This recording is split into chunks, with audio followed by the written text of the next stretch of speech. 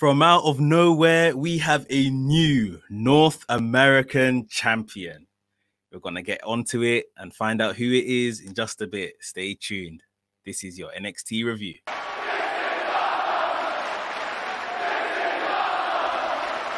What's up, Maniacs? My name is Mex. I'm a wrestling fan, a wrestling enthusiast, a WrestleManiac, if you will. And today we are talking NXT. It was a really enjoyable show. Obviously, NXT has been a bit slow in recent times, apart from Halloween Havoc, let that be said. But we had a big shock on the show and it opened up the show. So we are going to get into that very, very shortly. Right here at WrestleManiac UK, I discuss everything that's WWE and AEW. So if this sounds like the place for you, make sure you hit the subscribe button and make sure you hit the notification bell so you get notified every time I drop a new video. Ladies and gentlemen, without further ado, let's get into the review. And the show started with Johnny Gargano out in the ring. He had a wheel. If you've been on social media, you would see that there was going to be a wheel, a spinning wheel, very much like the Spin the Wheel Maker deal wheel that had different competitors' names on it. And Johnny Gargano was going to spin this wheel and see who he was going to take on for the North American Championship. Now, just before this was starting, you could see that Leon Ruff's name had been like scribbled on top of someone else's name, right? Leon Ruff was there. And I just thought, this is going to land on Leon Ruff, isn't it? Which is typically someone that newly signed to NXT, but he has been doing work with WWE for some time now. And someone that is going to come across as a jobber, someone that Johnny Gargano can just beat easily. So the minute he spun the wheel, you could literally see the wheel was spinning, and as it was slowing down on like someone like Ciampa or something, the wheel automatically span backwards, span forward again. This was just some electronically controlled wheel. Like it was so funny how gimmicked the wheel was. And of course it landed on Leon Ruff. So, you know, Johnny Gargano done the whole talk show thing. Leon Ruff, come on down. And Leon Ruff was so excited, came down like it was me. Like I've got the whole lucky opportunity. And these two stepped in the ring. And Leon Ruff was getting beaten up for the majority of this. He had a bit of offense here and there. There was a point at the match where Gargano left the ring and he was taunting Damian Priest, which was behind one of the plexiglasses at ringside. Damian Priest then moved to a place that wasn't kind of protected so much. And Johnny Gargano kind of saw him and, you know, ran back sort of thing. And even back in the ring, Johnny Gargano was still kind of taunting Damian Priest. And I guess the fact that Damian Priest was now here at ringside was kind of playing on Johnny Gargano's mind a bit. But through no real fault of Damian Priest, it was amazing to see Leon Ruff rolled up Johnny Gargano and got the win. Ladies and gentlemen, Leon Ruff is the North American champion. And it's like, when the three can't happen, you look at the ref, there's nothing, you know, the ref is asking for the belt to hand to the new champion. Johnny Gargano can't believe it. Johnny Gargano tries to pull the belt back from the referee. The belt's given to Leon Ruff. And he stumbles up the entranceway and he celebrates at the top of the entranceway, and he's met by Damian Priest, who goes to strap the North American Championship around Leon Ruff. And you know what? You could see this from a mile away, but it was still funny. The belt is literally bigger than Leon Ruff. So Damian Priest strapped it around him, must have put the Velcro strap around the back, and the whole belt just fell down to his ankles. His waist wasn't big enough to hold it up. Really good segment, this match and second. The match wasn't anything special. Like it ended quickly, and it had to end quickly given the whole point of the surprise. But you know, it was pretty good. It was pretty good. Leon Ruff is the North American champion. And I can't help but think he's got this as a bit of a thank you. I don't think he'll particularly maybe hold it long. I guess we'll wait and see. But I can't help but think he's got this for a thank you, because Leon Ruff was one of these faces that was constantly available and around during the whole pandemic era, as it's being called. Literally up from March when this all started, he's been in and around the Performance Center, being jobbed out, being the enhancement talent, basically. until the point where, you know, a couple weeks ago, maybe a month or so ago now, he was signed by NXT, and he lost his first match to Austin Theory. However, this is what his second match as a signed competitor, and he's won the North American Championship. So I can't help but think it's a thank you, but it's well deserved. Even if it is, it's well deserved for the work he's put in. But the story right now is going to be very interesting. There was a backstage segment of everyone kind of congratulating and clapping for Leon Ruff. Damian Priest came along and said, "Look, Johnny's gonna come around here and beat you up." I think Damian Priest gave Leon Ruff the keys to his car and just said, "Yeah, this is my car. Take it, go," sort of thing. Johnny Gargano came running behind backstage, and Johnny Gargano was like, "Oh, where is he? Blah blah blah. The match wasn't official. This, that, and the other." William Regal says, "Listen, the match is official. The match stands. He's the new champion."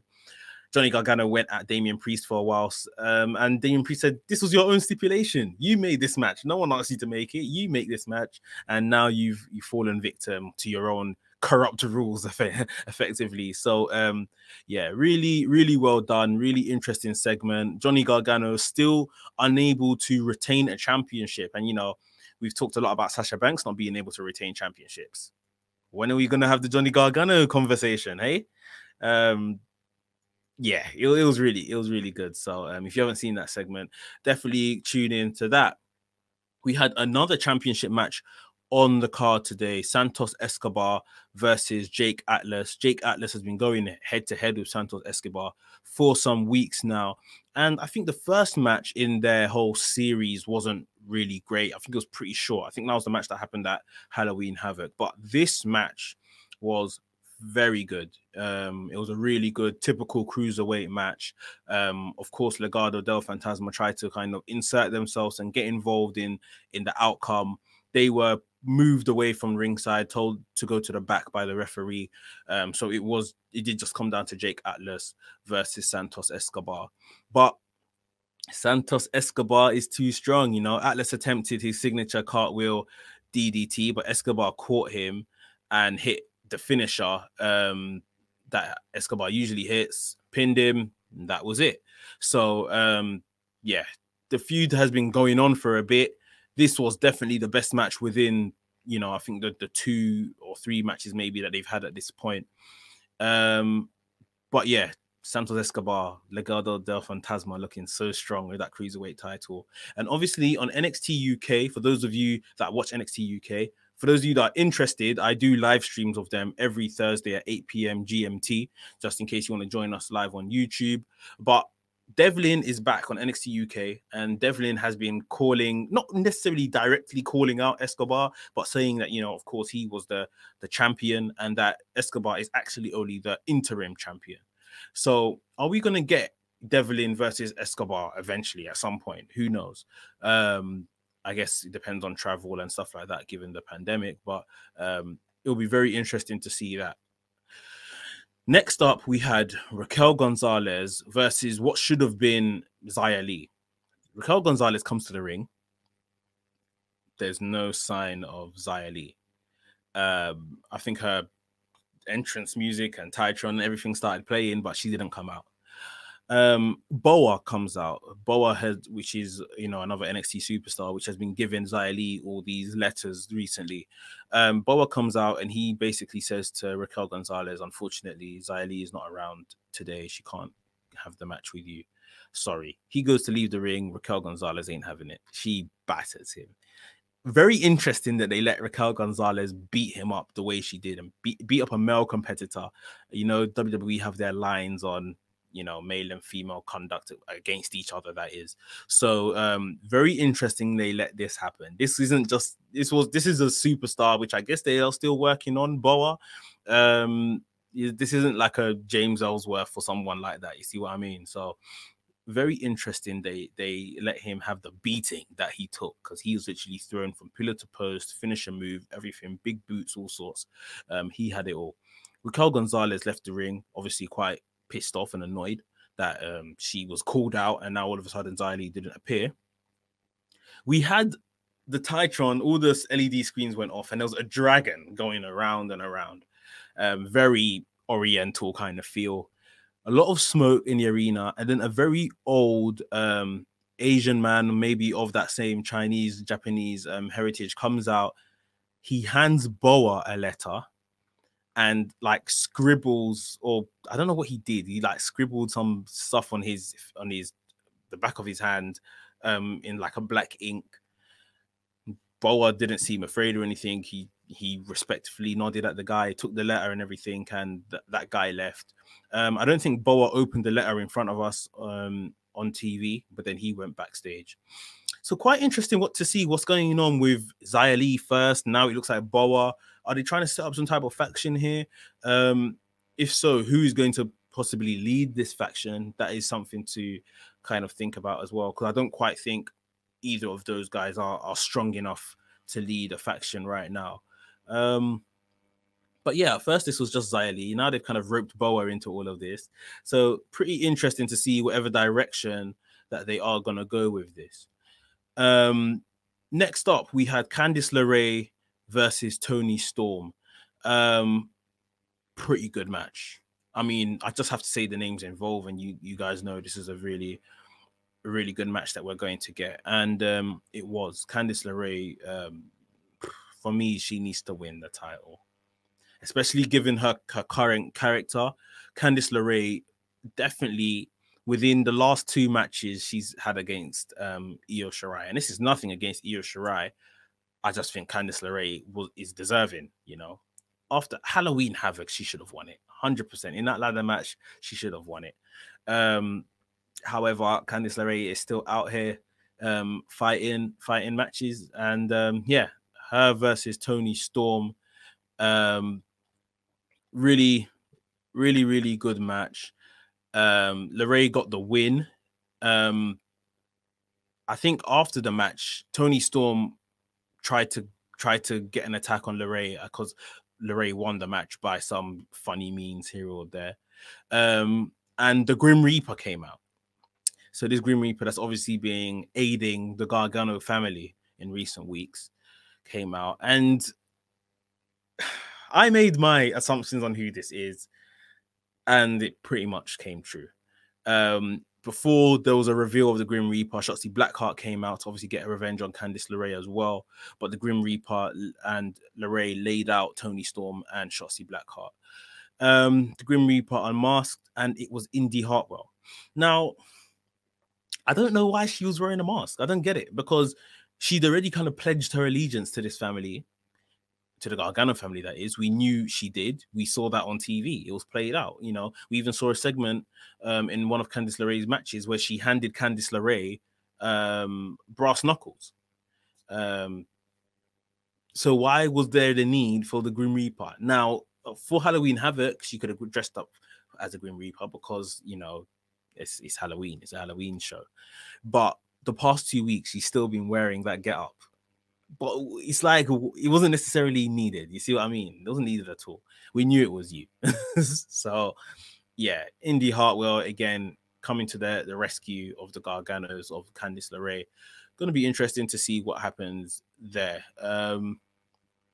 Could they possibly be trying to set up a women's War Games team with Candice LeRae, Indy Hartwell, maybe some others on one team, Toni Storm and Shotzi Blackheart on another team, maybe Dakota Kai and Raquel Gonzalez join Candice LeRae's team? Who knows? I guess we are yet to see how that plays out.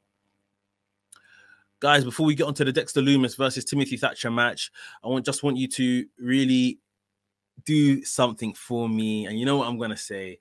Hit the thumbs up button. Give us a like. It's thoroughly appreciated right here at WrestleManiac UK and does loads for the channel. So please, if you haven't already, smash the like button.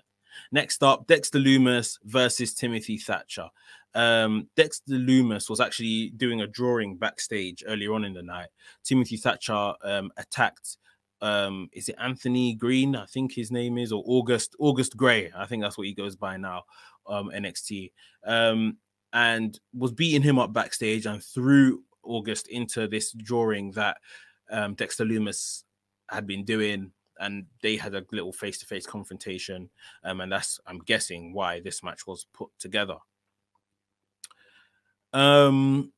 Very good match, very strong match by both men. Not very interesting, is that the word? But it was a very solid wrestling match, if that makes sense. Definitely like a strong 3.5 out of 5, if you want to put it as that. For the finish, we saw Cameron Grimes show up, and obviously he's got beef with Dexter Lumis, so that was a distraction for Dexter Lumis, and Timothy Thatcher got like a roll-up pin on Lumis. Not often we see Thatcher pin someone. He's often winning via submission, but he did get the pin in this occasion. And then after the match, we had Cameron Grimes really laying in on Dexter Lumis. We saw him put like a bag over Dexter Lumis's head, sat him on a chair, and then gave him a cave-in on the outside of the ring. So Cameron Grimes, I think, has shaken the cobwebs off of that last match that they had, the Halloween Havoc match they had in the haunted house, and he was parading around backstage quite proud of himself, saying he's going straight to the moon. So yeah, good match from these guys. Last but not least, we had the Kings of NXT come out, because we were going to have Danny Burch and Oney Lorcan versus Breezango in the last of the championship matches on the night for the NXT tag titles.